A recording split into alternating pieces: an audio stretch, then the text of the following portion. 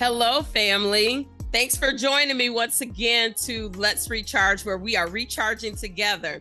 Listen, I have a show for y'all today, and it might ruffle a few feathers. It's okay. Just pray for me or pray for yourself. It's totally okay, right? But we have Miss Tracy here, and Miss Tracy, we go back a long way. Please don't forget to hit that like, share, and subscribe. And at the end of this episode, I'm going to explain to you why it's going to be super important for you to like, share, and subscribe. Please like, share. If you feel like my stuff is not for you, give it to somebody who you think might be able to benefit from it. Like, share, and subscribe to Let's Recharge, where we are recharging together. And today we're going to talk about what we hear is known as church hurt. You know, I kind of went back and forth on if I really wanted to have a conversation regarding church hurt, because if you notice in all my previous episodes where we are really helping pastors, and church leadership, right? But this is some of that negative part of it that, I struggled in the beginning of whether or not I wanted to kind of tackle. Because when we start talking about church hurt, we're talking about either individuals in the church. Well, let me back up, y'all. Let me back up. I'm about to ruffle a few feathers right now because there's really no such thing as church hurt. Oops. I'm so sorry, you guys. I'm so sorry. I am so sorry, but there is no, it's not a thing. Mm-hmm. I think we give that because the people at the church hurt me. But I think what we have to do is start identifying exactly what is hurting you. Now the therapist comes out, right? We have to identify what is hurting you. The church is a building, right? Now, we have identified that a church is a building, and also the church lies within yourself, right? So when you start talking about church hurt, the building didn't hurt you. The people in the building hurt you. Right? And I might even go a little bit deeper. If the church is basically you, have you hurt yourself? Whew, that's deep. That is absolutely deep when we really start to dissect what exactly is church hurt. Have I experienced it? Absolutely, I have. But what I've learned throughout the years, these 50-something years and 50 years of my life, right, is I've learned that it's the people in the church that have hurt me, not the church. Because it's amazing to me how we have what we call is church hurt, right? And we will leave a church because of it. Have you been hurt on your job before? I have. I've been hurt on my job. And guess what? When I've been hurt on my job, I didn't just leave my job until I had another job. Because if I left my job without another job, then that left me penniless. How am I going to pay my bills? How am I going to do this? How am I going to do that? So I don't just leave unless I plan adequately to leave, unless I get fired or whatever, right? But we have so many people who people in the church have hurt them and they just peace out. And what I want to do is I kind of want to take this in a couple directions, right? One of the directions is, as long as I've been doing this, I have not been talking to people in the church as much as I've been talking to the church leadership. Now, the people in the church, you have a responsibility, right? Your parishioners, the congregants, they have a responsibility. And the responsibility is that you don't leave without adequately planning to leave. And what I mean by adequately planning to leave is making sure God told you it's time. because I am a firm believer that there are wins and then there are lessons. We don't lose nothing. There's wins and then there are lessons. And sometimes when you get hurt in the church, you just leave. And how do you know that that wasn't your blessing? That wasn't your blessing. It's, and I'm probably gonna mess this one up, but I'm going to say this anyway. In church Sunday, my pastor had preached out of 2 Corinthians, and he was talking about how Paul talked about that thorn in his side, and how God said, I'm not removing that thorn. And I'm paraphrasing, y'all. Go there and look it out for yourself.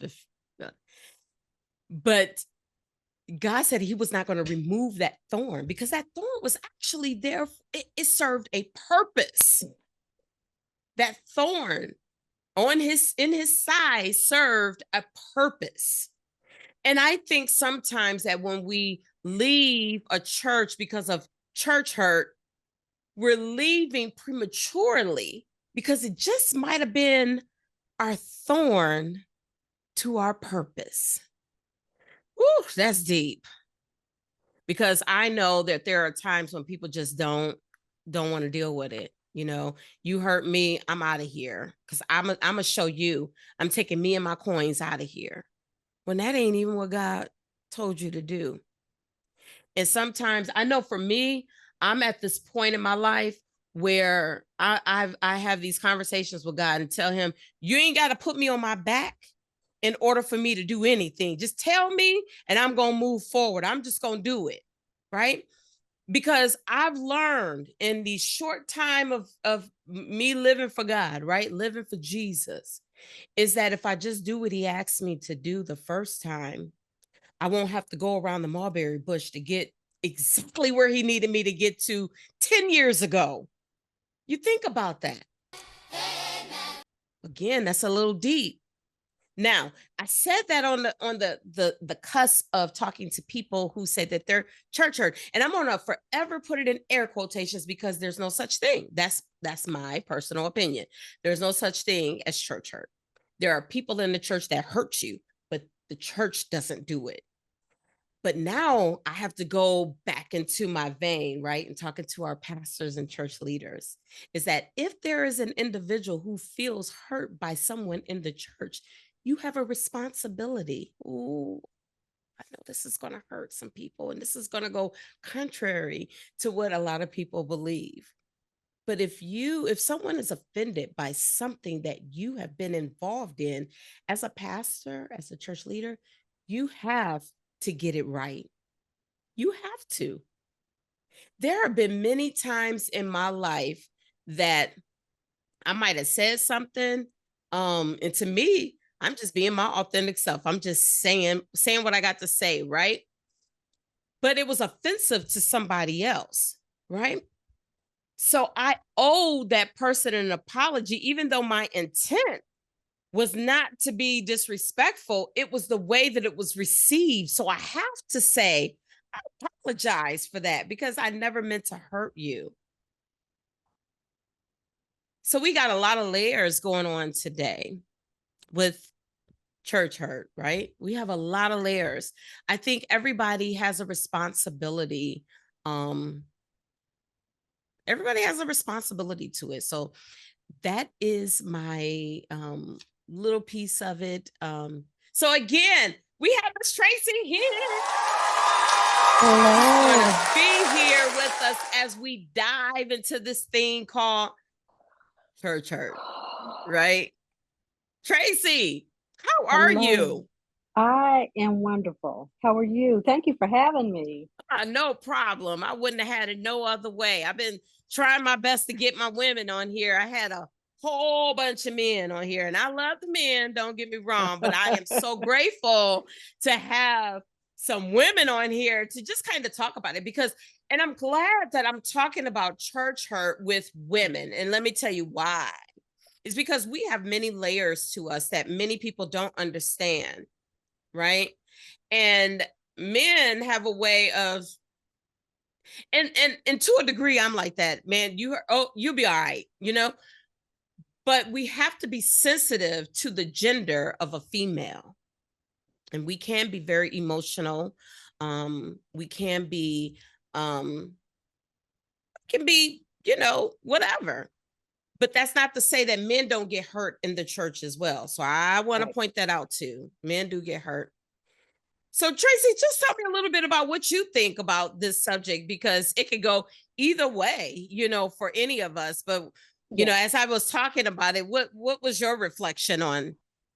Again, I was one where I would say, "Oh, I was hurt by the church," Mm, and it was after a conversation we had that I realized that building did nothing to me. mm, Absolutely nothing. That building, the doors open, I walked through, but I was hurt by the people. yes, And just to be just being me, yes. by the leadership, by Uh, by the pastor. And it hurt me so deeply because me mhm.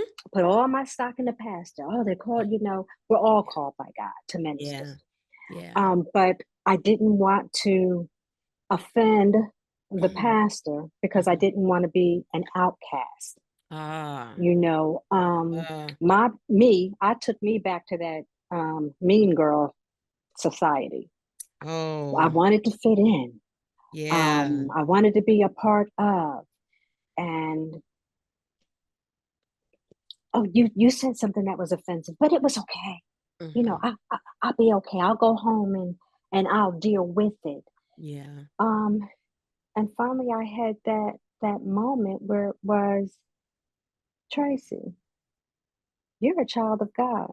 Mm, Why are you letting somebody hurt you and not address it? Why are you putting up with it? mm. Um, and because I have a history of running, you would think I was a track star. Shakari, she didn't have nothing on me. Devers had nothing on me because you hurt me, I would run. And finally, I decided to listen to God. Yeah, I had to hear him, and I had yeah. to stand still Mm, until he told me to move. yeah. And then when he said, move, it's okay. I've opened Mm, that door for you to walk through. But he mm. would not allow me just to grab my bag and my Bible and run out the door and look over my shoulder with that. I ain't never coming back. Yeah. So, but it was part of my growth. I had to grow. I had to mature. Yeah. But yes, the people hurt does exist, and I realized and had to accept. Yes, there's a calling on their life. Yes, they're a pastor, they're a leader, Mhm, they're an elder, they're a minister, but mhm. they are also human. Yeah. Yeah. You said a lot of good stuff, so I kind of want to I was just jotting down a couple notes. Okay, cuz as I do this, I'm getting older, right? And I forget all the time. But one of the things that you you said was, there were some keywords. I'm going to say those keywords and then I'm going to talk Mhm, about them. You said offend, mhm, you said outcast, you said fit in, you said running, and then you said growth. Um, just for, I am a runner. So runners know runners, right? And ooh, runners know runners. And the thing about running is I found myself running just so that I did not I could avoid um I could avoid people or avoid situations, mhm, right? And some of those situations were like, if I'm hurt, which, like I said before previously, I definitely have been hurt in the church several times. I don't want to say that this was a one time thing, several times. But what I've learned, there have been times when I'll be like, I'm out of here. Cause you know what? I don't have to deal with foolishness. mhm, But what was I learning in the process of just getting up and running? I really wasn't learning anything. What I was learning was how to be good at running. That's what I learned. Now, how, being able to be and feel persecuted in the church and still stand steadfast is remarkable. Everybody don't have that in them. Because I was one that was offended. When I'm offended, I'm rather than say something to you, because I never know what's going to come out of my mouth. Right. And see, that was a part of that growth part. That was a part of that growth part, because there was a time when you would say something to me and I would just go slap off and be done with it, right? Because I said what I said, type of thing, right? But is that holy? Probably not, because probably not. And so God had to show me how to check folk in a very nice Christian way. Right. Okay. We have tendencies of believing that our leaders are not people and they're not human. Exactly. And we make mistakes all the time, right? Exactly. We make mistakes all the time. And when you find a leader that does not make mistakes or cannot admit to a mistake, then we're talking about a superhuman. And the only one I know about is Jesus, and he was both human and divine, and that's why he walked a perfect way, a perfect life, right? So when you can walk, like, we're all striving to live right and to live holy, but in our striving, we're still going to make mistakes, because that's the only way that we can learn. You can only learn, and get this, you can only grow through change. If change never happens, growth never happens. So it took me to have to sit there and deal with this and ask God, well, what do you want me to do? Because I'm going to go off, and I know that that's not okay for me to go off. So how do I handle this? And when you start asking God how to handle stuff instead of packing up and leaving, then you will find how strong you really are. That's it. I'm notorious. I'm quick with the lip. And when I was corrected by God, I wouldn't open my mouth as quickly, but my face would tell it. And you would get one of those looks that was, you looking for the fire extinguisher. He had to correct me again, because that wasn't right. And it was, one night when I was laying in bed, and God, I could have said this, and you wouldn't let me say, and just so softly. It was, look at your hands. Mm-hmm. There's no holes in your hands and your wrists. Look at your feet. There's no holes in your feet. Feel your side. You've not been pierced. I went on the cross for you. So you're going to have to do better. Yeah. So then it was, but God, what do I do? You can be angry, but sin not. Listen, say that one more time. You can be angry, but sin not. Now you're judging this man or this woman of God. They're human. They make mistakes. So the runner in me, again, I wanted to run, but God said, no, I'm going to have you sit still. Ooh. And God had me sit still for 7 weeks. Yeah. My husband had already left. He had been offended. And I'm going to just be very honest. It's always easy to blame him. It was his, in my world. Yeah. It was your fault. And if you hadn't said, if you hadn't did, but truth be told, it really was not him. It was a very good opportunity. It was a teaching opportunity that the pastor missed. Wow. So he left, but I stayed for 7 weeks. And during that 7 weeks, every Wednesday night at Bible study and every Sunday, I had to hear, and I'm going to do air quotes, the sermon. Well, it was not a word from God. It was a nice way to put him out there and make him be the villain. And I had come to, after some serious prayer, I said, God, you know what? I'm not going to be a victim and I'm not going to be a villain. But I'm not going to move until you tell me to move. And I don't think God kept me there for 7 weeks so that I could be holier than thou. Yeah.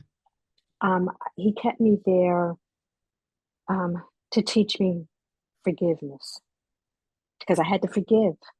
Yeah. To teach me not to judge because I'm judgmental. I'm judgmental. And I could honestly say, God, I don't understand it, but I don't have to. Bless you. Thank you. Then I got to the point where I said, okay, God, I don't know what to do, but I know that you do. I know that you do. And I have to be honest, it wasn't easy because what I'm learning, because I'm still in that journey, I'm still in this journey. Those that I was very close with, and I never wanted to put anyone in a position wanting to either choose sides, and I definitely wasn't going to gossip about it. So whatever you heard about it, you weren't going to hear it from me. Yeah.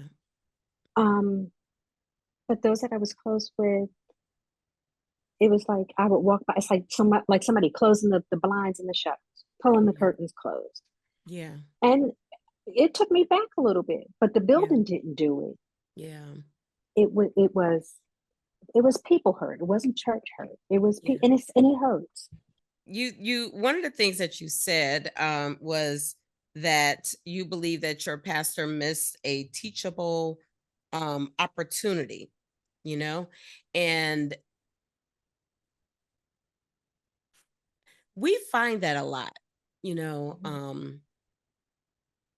I'm going to go back a little further. Let me go back a little further. I'm going to bring I think a lot of times individuals have a lot of hurt because of their own traumas and their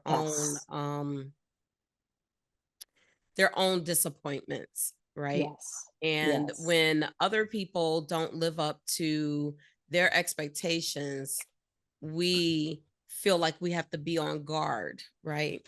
And I'm not saying this about anybody. If nothing else for this segment, I want pastors, church leadership, church leaders, just take inventory because I'm not here. I don't know nobody business. Okay. I just want people to take inventory of themselves and ask God to search me, search me, be responsible for your own self at this point. And if it is you that we are talking about, just say ouch and ask God, what do I do to do something differently?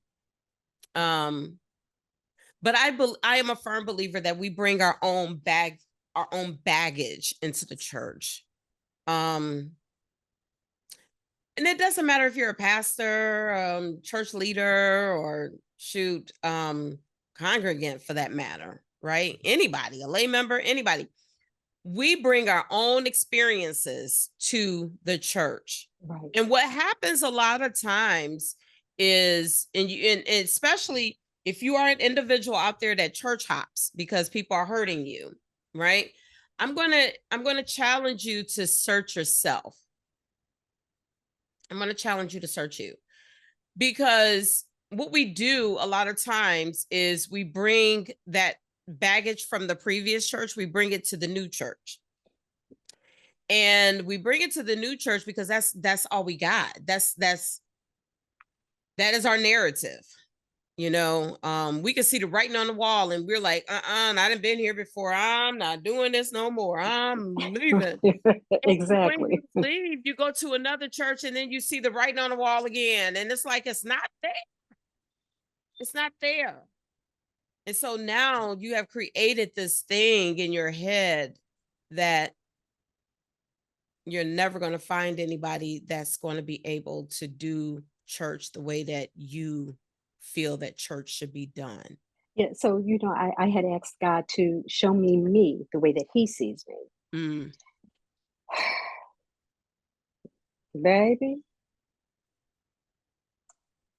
what he began to show me had me just bow on my head, but he told me, "Pick your head up.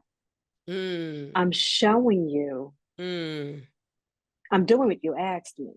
But again, mm, it was to help me grow. And then mm, he had to remind me, walking around hurt mm, and bitter, mm, and and that pastor this and that church that, mhm. I had to walk in forgiveness, and I had to Yeah, walk in love.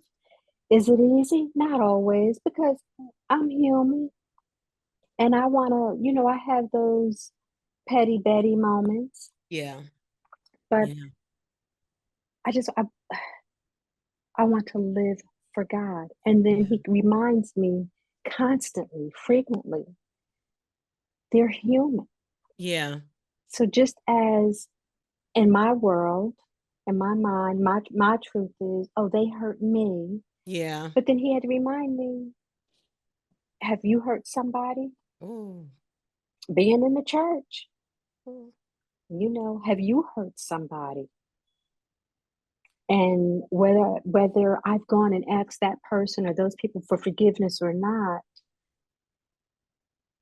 who am I to sit there and wallow in that? Because wallowing in that hurt, I'm missing out on what God has not only for me, but for me to do. Yeah, And um, it's not always easy. Like I said, Petty Betty, she pops up a lot. yeah, She's fitting to pay mortgage. yeah. Um, Yeah. but You know, it's it's it's interesting that you say that. And one thing that was kind of going through my mind is, the Bible says to pray without ceasing, right?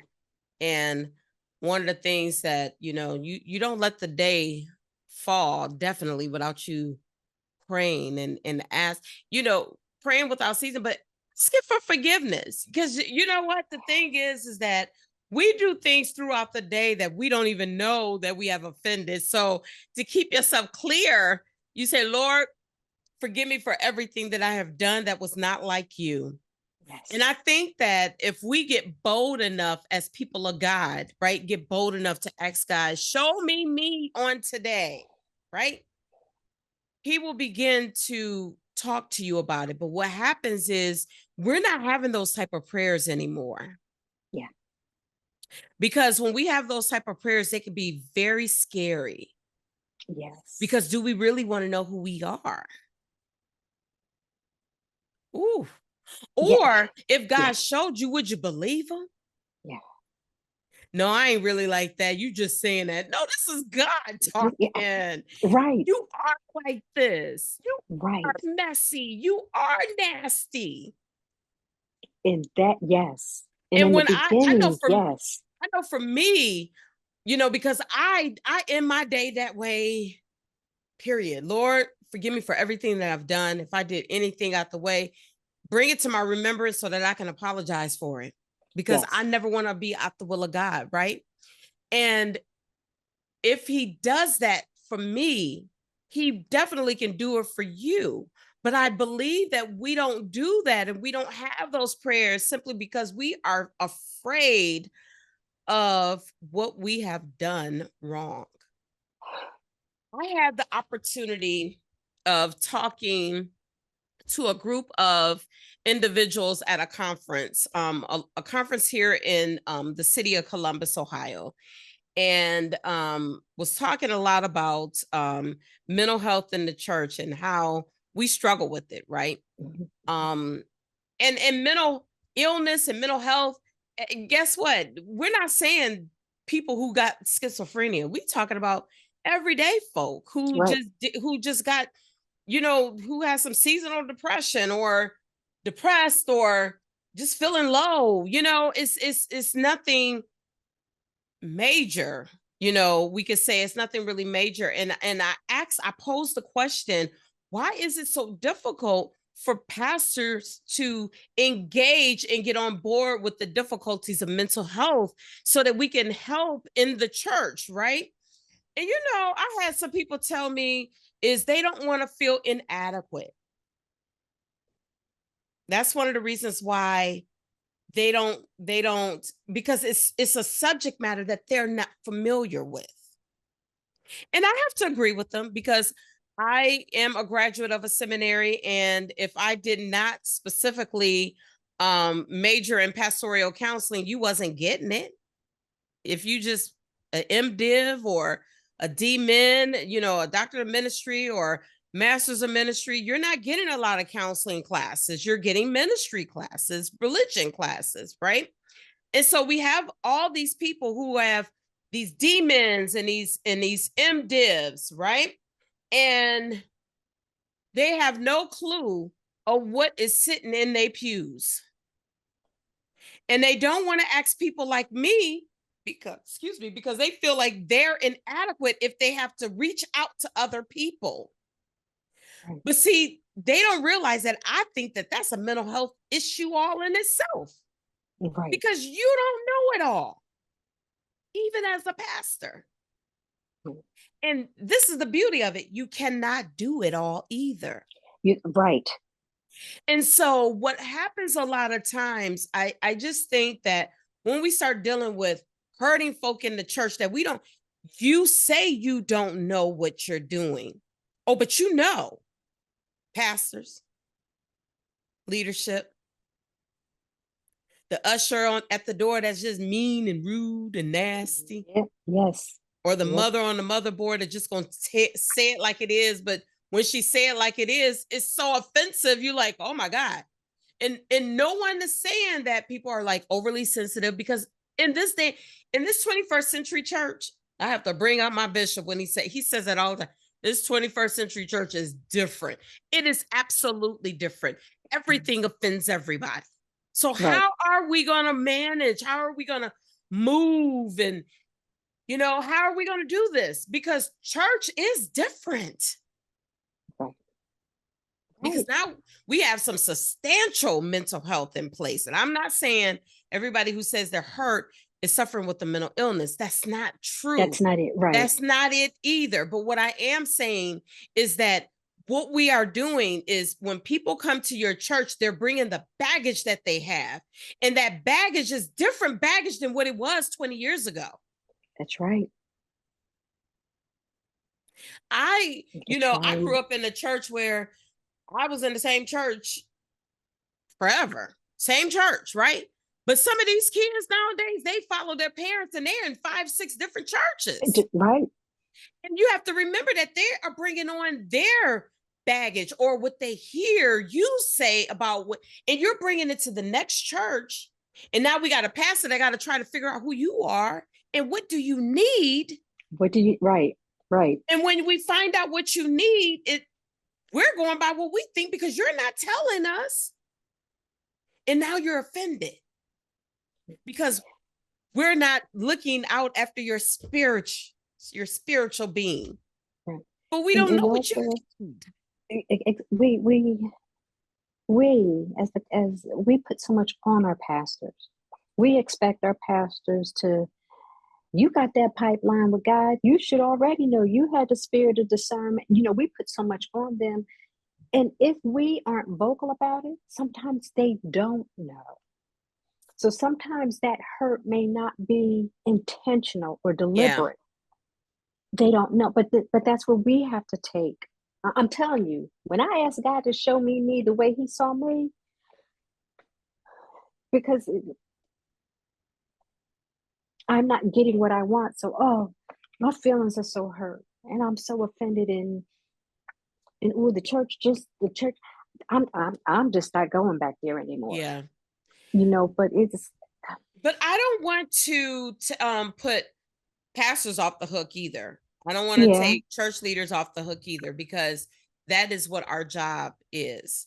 When we get new people in the church, we have to find out what is it that they need from this body of Christ. If they just need a fellowship, then fellowship is what we give them.